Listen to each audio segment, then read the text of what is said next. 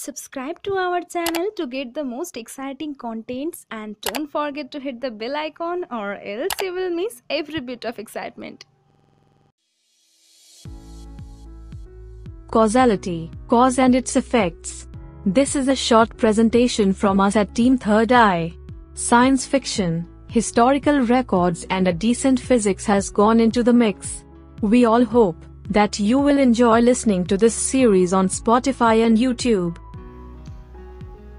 Casuality, Episode 1. The sky is a very intricate object to glance at. It is mainly at night on a perfectly clear sunny day that we get to appreciate and acknowledge the beauty of the sky.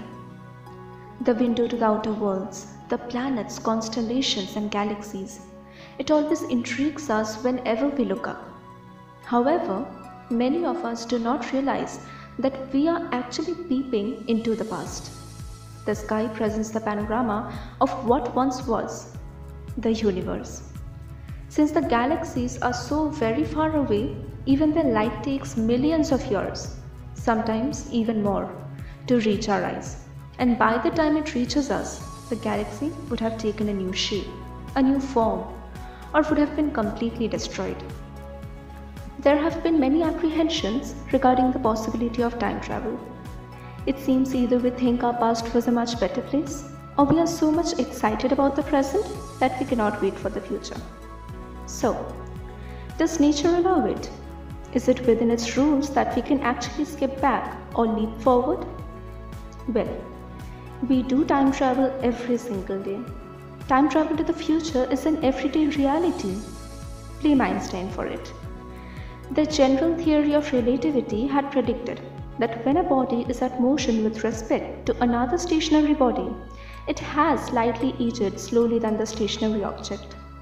The twin paradox explains it very beautifully. Suppose you and your twin brother, born on the same day and time, decide to check it out. So you set out on a mission of space travel at very high speed, close to the speed of light, while your twin brother stays back on Earth awaiting your return. When you finally return after spending, let's say 5 years on a high-speed rocket, you will find that your brother has aged much more than you have in those 5 years. Maybe 20, maybe even more. It depends at what speed you were in.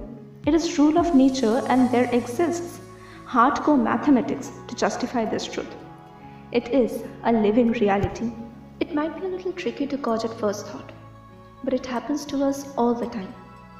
Astronauts in the International Space Station, revolving at magnificent speeds around the Earth, find themselves a little bit into the future after returning, albeit by a very small amount of time. So, nature does allow time travel to the future. What about going to the past? It is here where it gets a bit fishy.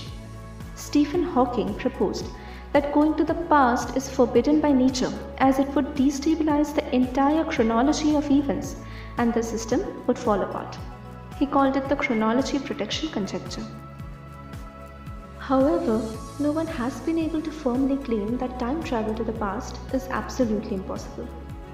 It might be possible, just as it is not, pretty much like the Schrödinger's cat, both alive and dead at the same time. Thank you for listening to our first episode. We, at Team Third Eye, shall return very soon.